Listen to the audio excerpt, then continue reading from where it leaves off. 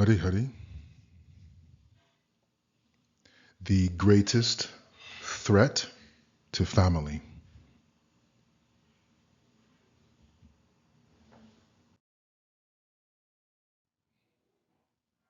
In this verse, chapter 1, text 39 of the Bhagavad Gita,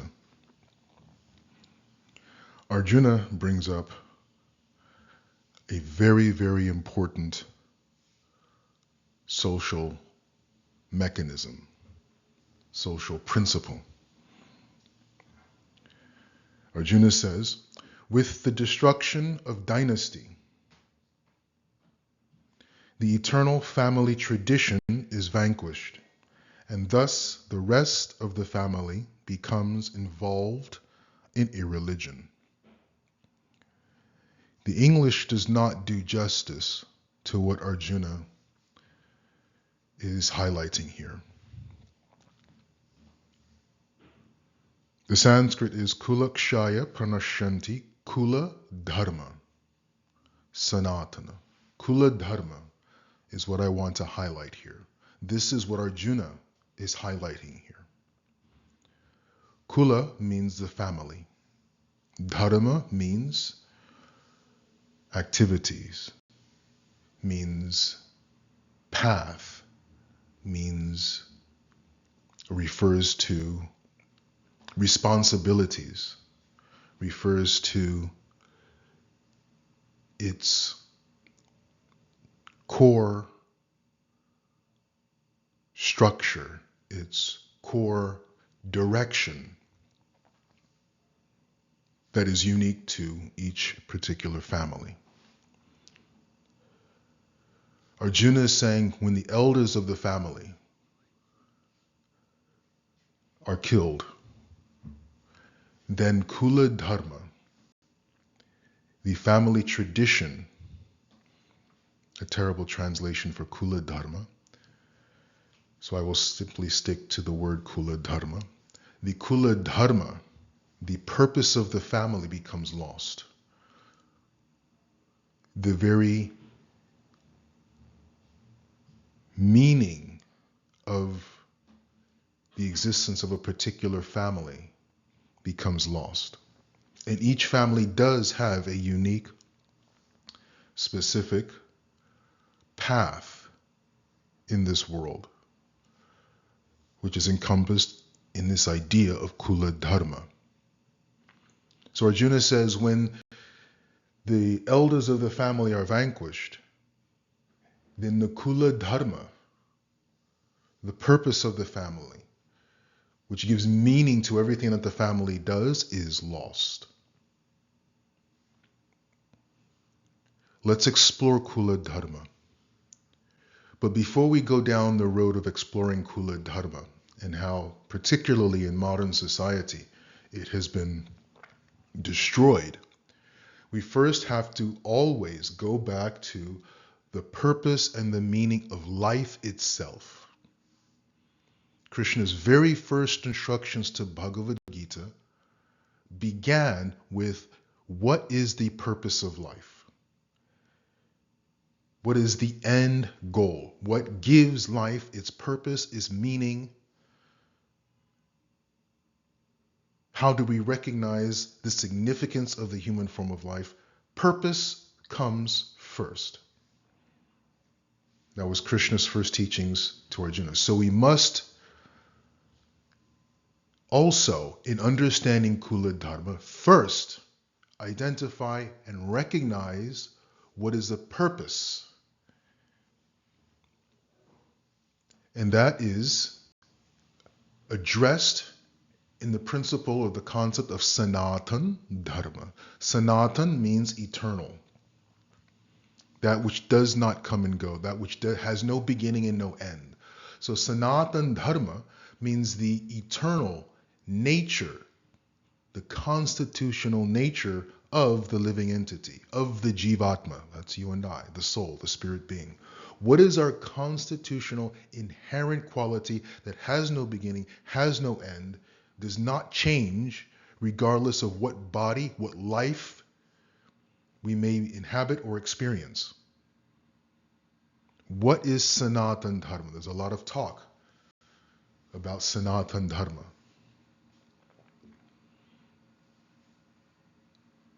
Numerous talks, very little true understanding. Sanatan Dharma means that which is eternal. What is eternal? Brahman. The soul is eternal. The body dies. The soul is eternal. Spirit is eternal. What is the constitutional nature of the spirit? It is eternal. It is aware. It never dies. It never dies.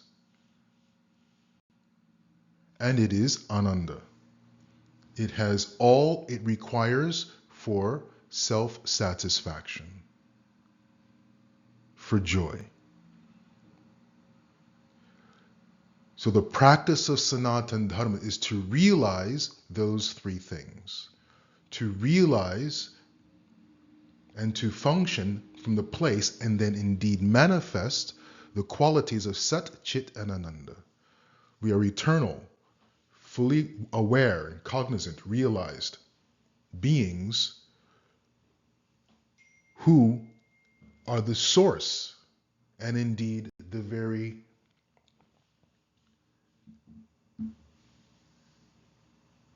repository of our own Ananda. We do not have to gain Ananda from another place.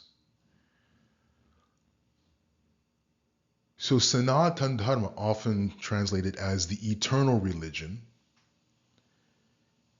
means whatever process facilitates our realization of our true, essential, spiritual selves.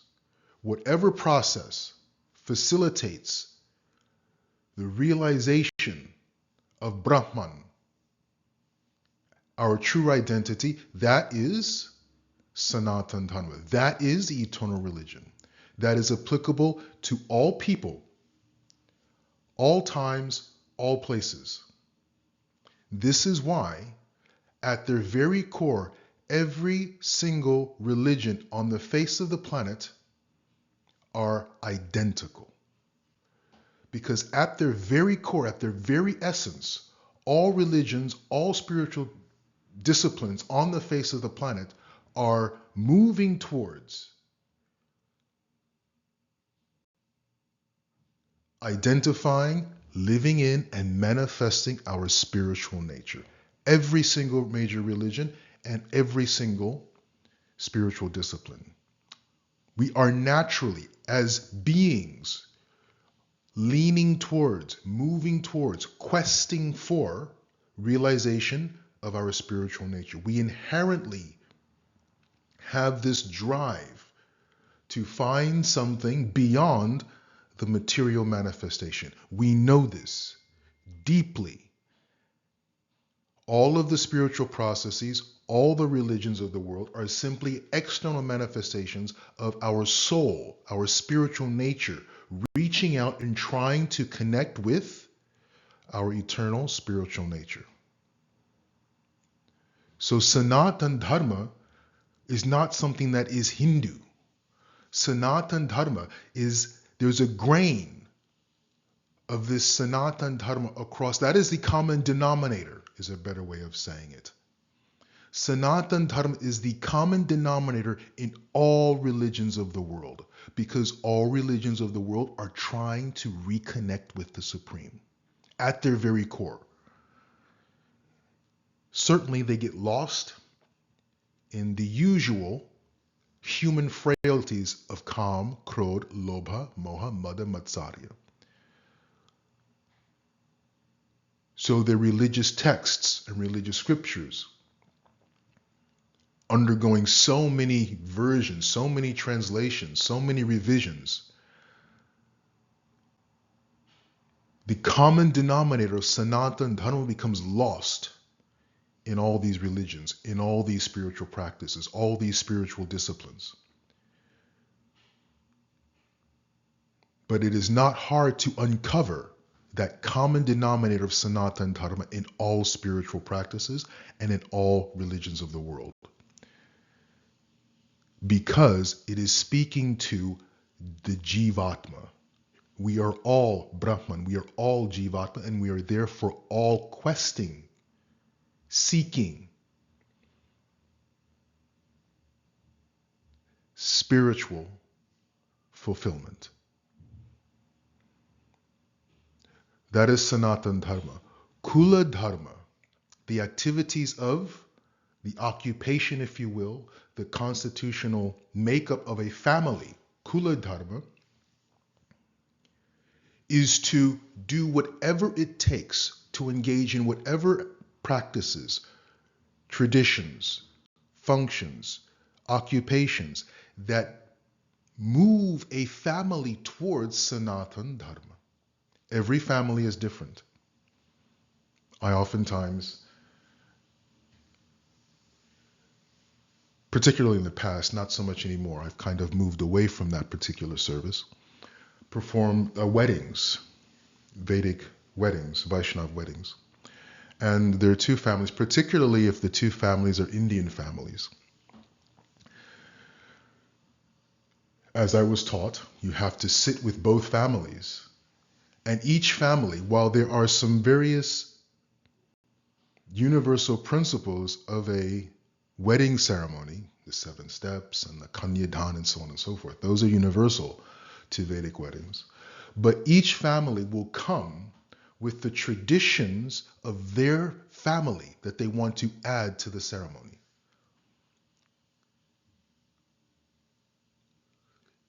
The practices of their kula, their family, they want to bring to the wedding. And most of my planning is not so much about, putting everything together and the logistics of the ingredients and so forth. That's the easy part. The most challenging aspect is sitting with each family and taking the practices from each kula. Each family has these practices, taking from the practices from each kula and incorporating them both into the wedding ceremony. The biggest headache a Hindu priest will tell you that they undergo. But these practices of the Kula Dharma, they're unique to the Kula, the family, but the purpose of the practices, the purpose of these activities is that each Kula is unique and they therefore have to develop and find whatever practices enable that particular family to move towards and to practice, if you will, Sanatan Dharma. So the practices of the Kula Dharma are to move the family, to ensure the family is on the path of Sanatan Dharma, even though every family is different. So the practices will be different. But the ultimate goal of all families is Sanatan. Brahman realization, essentially. Realization of the spiritual nature of the self.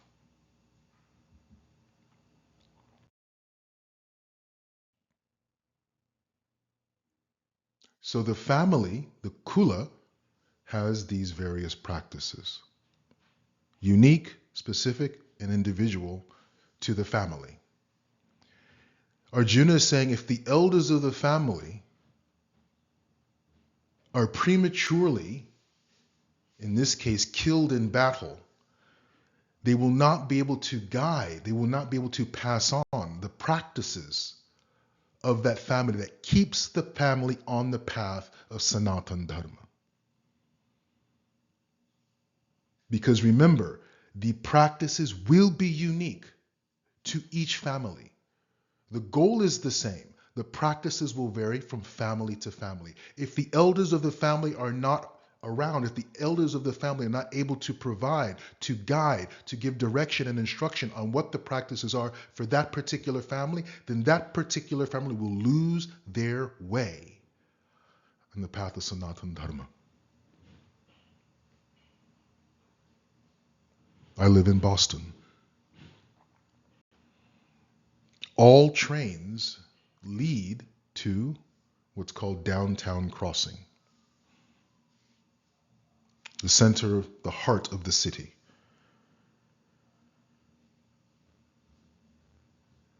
They have orange line, green line, blue line, different color lines. Each line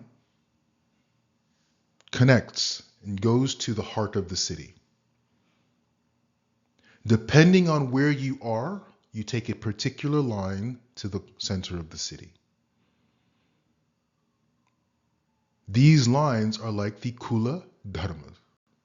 Each family has their particular line to get to the center of the city. Each family has their particular line to manifest, to realize Brahman.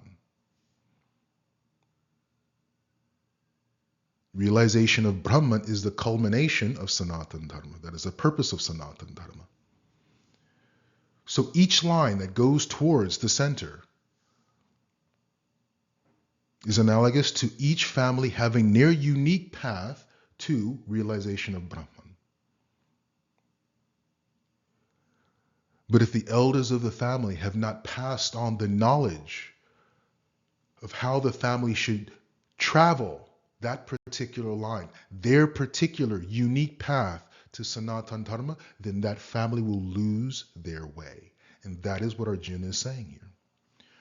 Kulakshaya pranashanti kula dharma sanatana dharme nashte kula kritsnam adharma bhibhavat tita. With the destruction of dynasty, the eternal family tradition is vanquished, and thus the rest of the family becomes involved in adharma. The purpose of dharma is to facilitate our realization of Brahman. It's a realization of self. We are qualitatively one with the Supreme. We are Brahman. So the purpose of dharma is for the Jivatma to realize, to bring the Jivatma to the realization of Brahman. But with the destruction of the elders, with the destruction of those who are able to guide the family along the path of dharma, then the family becomes involved in adharma. So Kula Dharma is what the elders passed on. Kula Dharma are the practices, the activities, the behavior, the obligations that the elders passed on to the younger generations and kept the family on the path of Sanatan Dharma, on the path to realization of Brahman.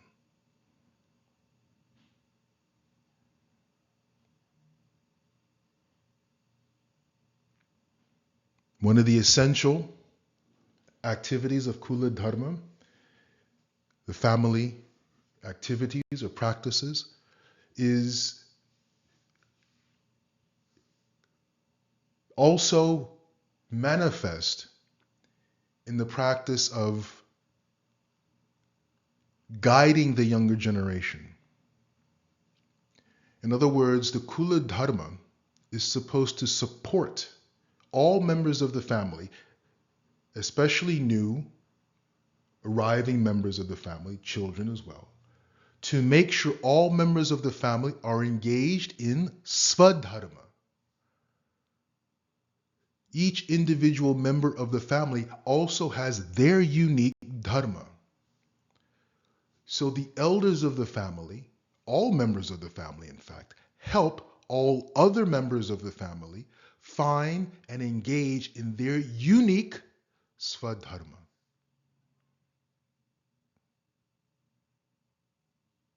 So Kula Dharma, one could say one of the primary functions of Kula Dharma is to ensure that each individual member of the family exists in harmony with their Svadharma.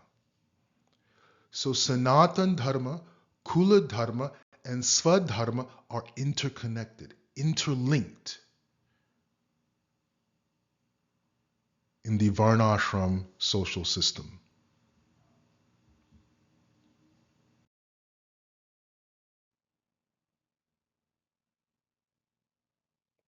when each individual member of the family is engaged in their Svadharma, what is the common denominator? They're still moving towards Brahman realization. Because Svadharma, by engaging in Svadharma, one moves towards Brahman realization. Krishna states this twice in Bhagavad Gita. The essential nature of acting and living in harmony with our Svadharma. Absolutely essential. Absolutely essential. So as we live in our Svadharma, we move towards Brahman realization. Kula Dharma is to help the family as a unit, helps the individual family members live in harmony with their Svadharma. But if the elder members of the family are not there, are unable to provide this guidance to help individual members live in harmony with their Svadharma in the context of the Kula Dharma as well, then, as Arjuna says, the rest of the family becomes involved in adharma.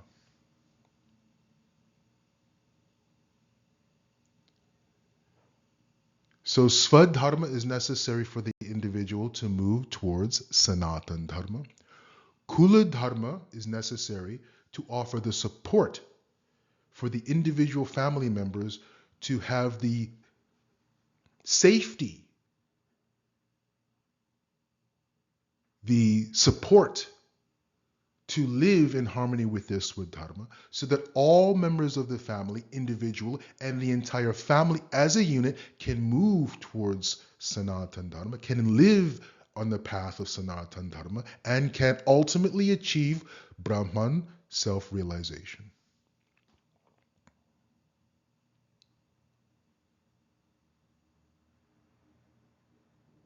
This is how all three of these are connected.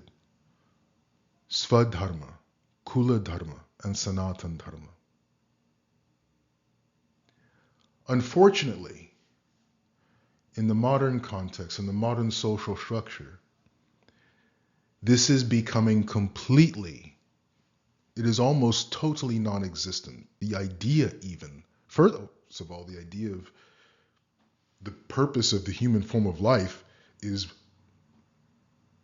Brahman realization. That concept in and of itself has gone completely out the window and is non-existent as a process, as a goal of life that gives meaning to human existence. That's the first big problem.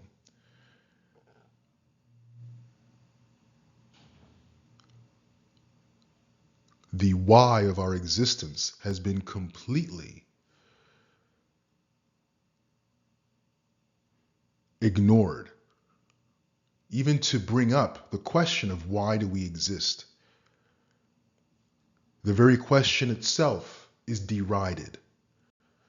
Oh, we're here to have fun. Just do it. We're here to be consumers. We're here to be happy. We're here to be all kinds of different things, but none of which involve self-realization. You bring up the term self-realization and people think you are talking out of your left ear.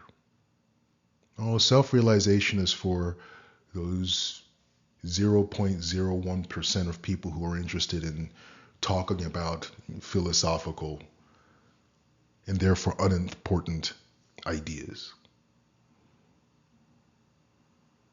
Varnashram system, the entire purpose of Varnashram is to ensure that all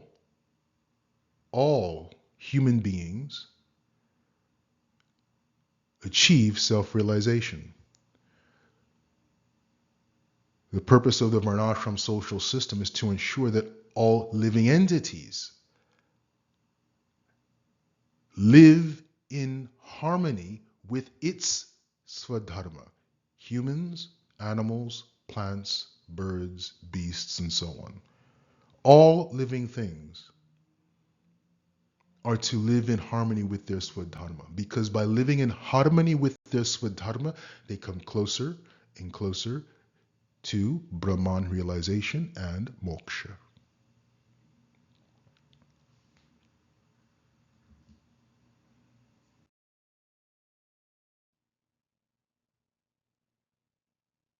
But since the Industrial Revolution, when civilization moved from an agrarian society to a factory-based economy and society, what did that do? It completely destroyed Kula. It completely destroyed Kula Dharma.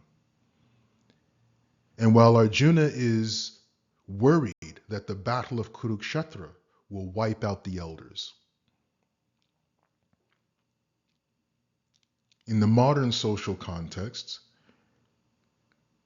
we put the elders in nursing homes.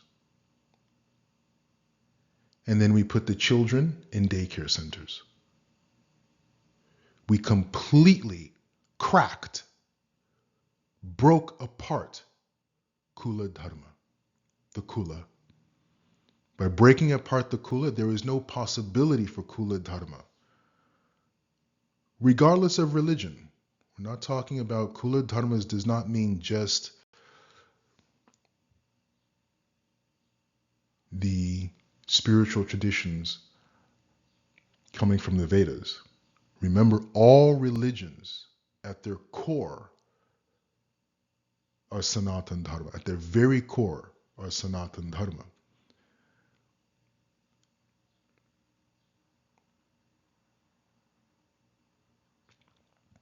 But with the advent of industrialization, the first thing that had to go was the intergenerational family. Break it apart. Put everyone in the family, in the factories. Put the elderly in nursing homes, completely cut off from the rest of the family. Even children were in factories until finally child labor laws were put into place. But then cannot disrupt the factory, cannot disrupt the greed of the hyper-capitalist class. So put the children in daycare centers. Put the children in these institutionalized, what Prabhupada, founder of ISKCON, called slaughterhouses. Putting children in these educational institutions that only did as much as was necessary to indoctrinate the children to be factory workers. The public education system was created with that intent in mind. This is not conjecture. It is well documented. Well documented.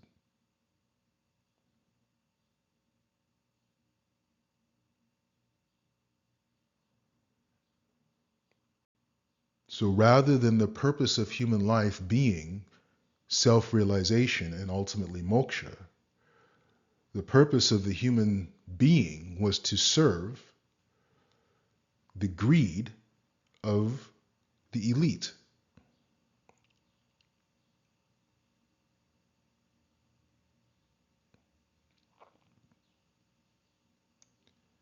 So the single, I shouldn't say the single, one of the greatest threats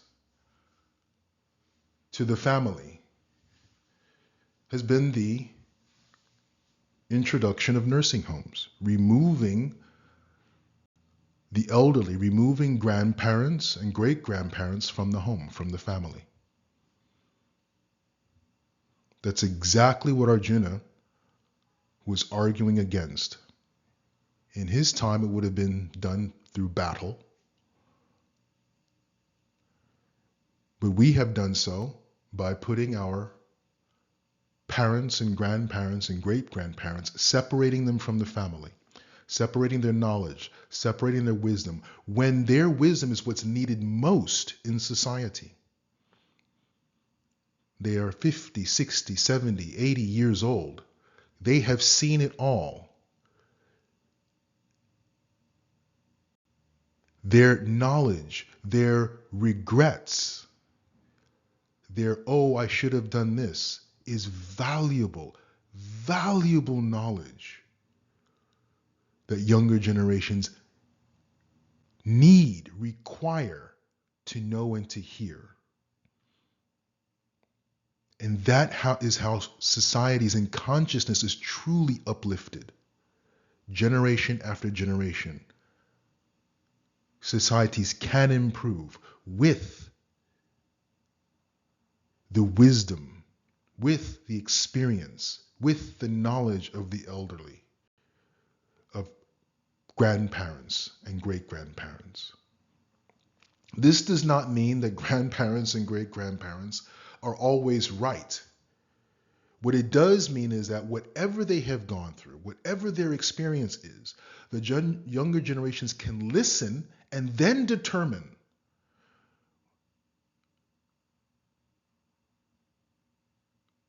based on the knowledge of the Shastra, the knowledge of the Vedic literatures, the knowledge of other members of the family as well, what is valuable but what is not. But at least the experience is there to be able to know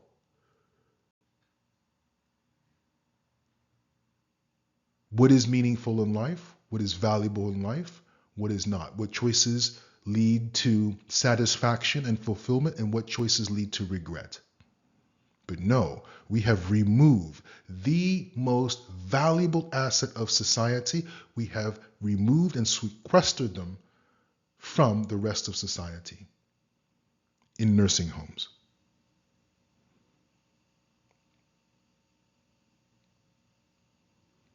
One of the single greatest advantages we can do, or remedies for society, is to bring the parents back home.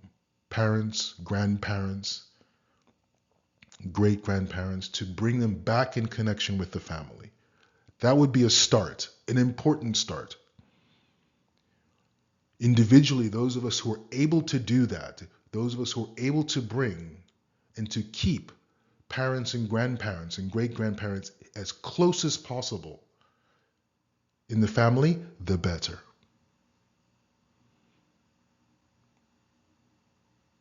To reestablish Kula Dharma, even if only within our own family, to reestablish Kula Dharma, the Kula.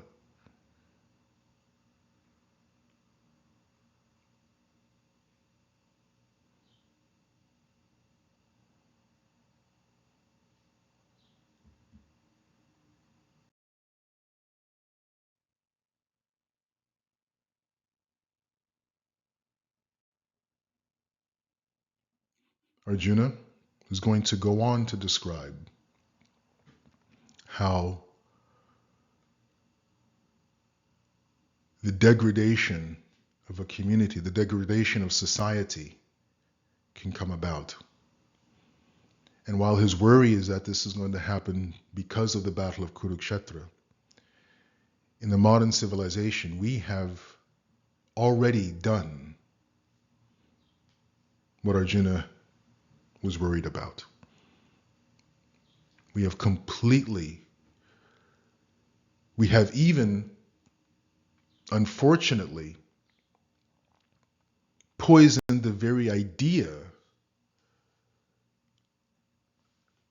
of an intergenerational family structure.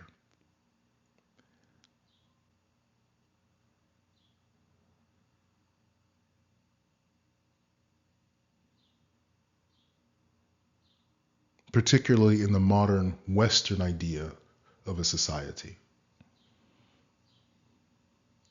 And then we add greed to the healthcare system, where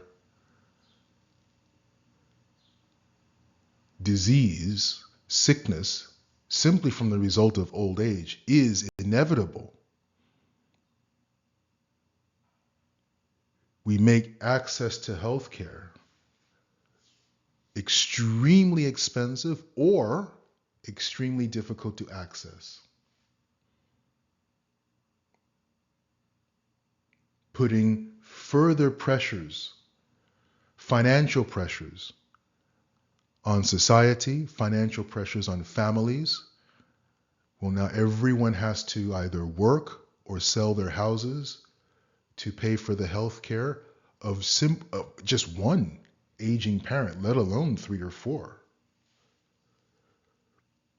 But this works to the advantage of the greedy capitalist elite, because now the elders can be put in and housed in really unfortunate situations, removed from their loved ones, cared for by strangers, if you can call it care. And it's not to, I want to make this very clear, I'm not beating up on nursing homes. Nursing homes are doing the best they can, one may assume, in the situation if they're in, but they should not exist to begin with.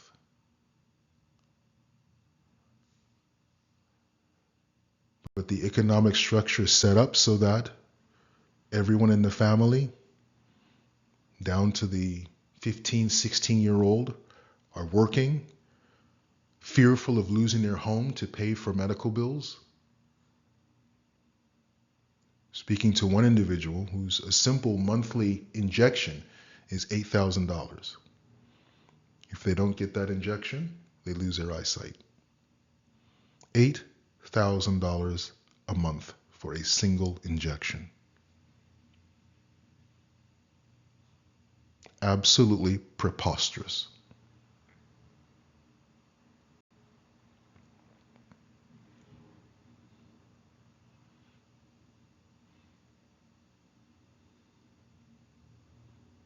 Society must be turned around. Going down the road that we are currently on is what Arjuna is previewing right here. He's describing exactly what we're going through right now. He wants to avoid it. He's describing exactly what we are doing to our own civilization, to our own societies, our own communities, our own families. So we must bring grandparents and parents back home.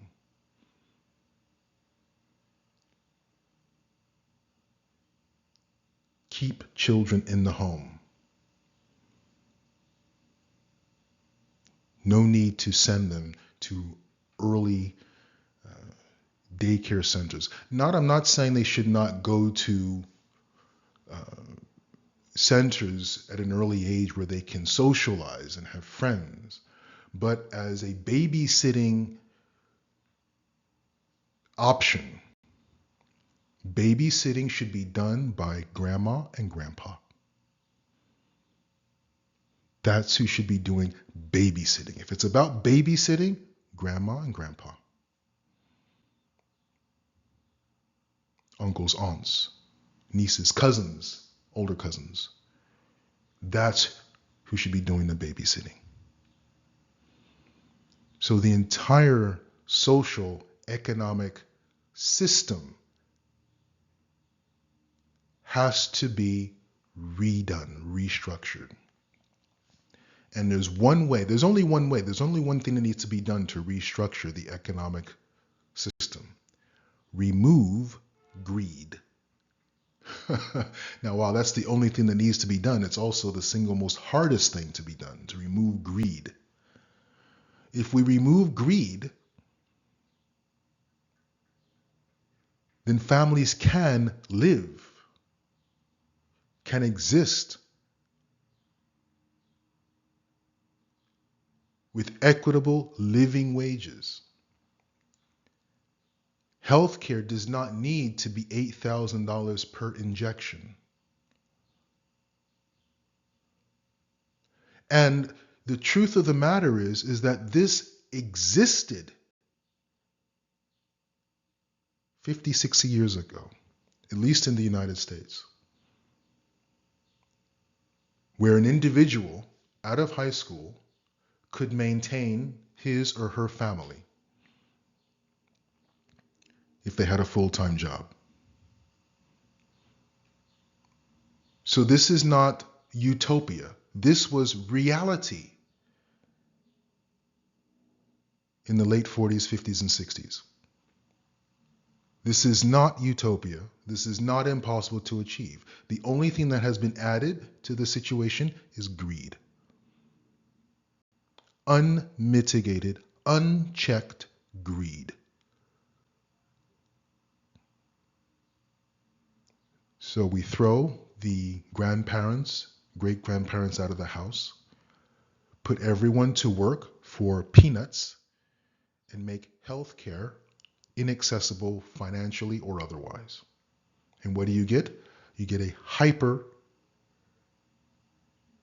rich class of 0.5% of the population and a few people who are able to make it work. And the rest, the vast majority, 80% of the rest of society, what would Arjuna say? Adharma bhibhavatyata. Thus, the rest of the family becomes involved in adharma. Simply because, for the most part, they are just driven by the desire, if not for survival, then for the mitigation of the suffering that they're experiencing, they engage in all kinds of self-destructive activities. Gambling, sexual promiscuity, drug and substance abuses, all to mitigate the suffering they're experiencing, or to try to receive some measure of satisfaction in life. And Kula Dharma, the purpose of family, which is to move and to support all members of the family in their Svadharma so that they can move towards self-realization, completely lost.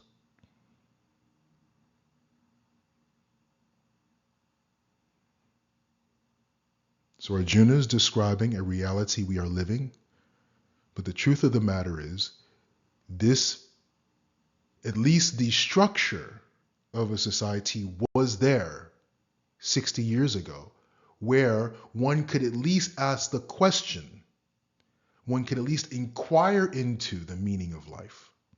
One could at least make bring true the statement, atato brahma jignasa. Now is the time to inquire into the absolute truth.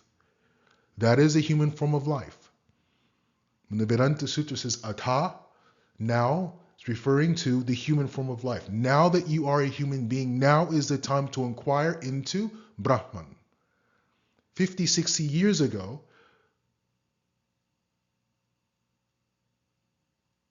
society, at least in the United States, was a model of how we can give the human being, the average individual, the time and space to make such an inquiry. Now the only people able to make such an inquiry are the top 10% of the population. And this is all due to one simple factor: greed.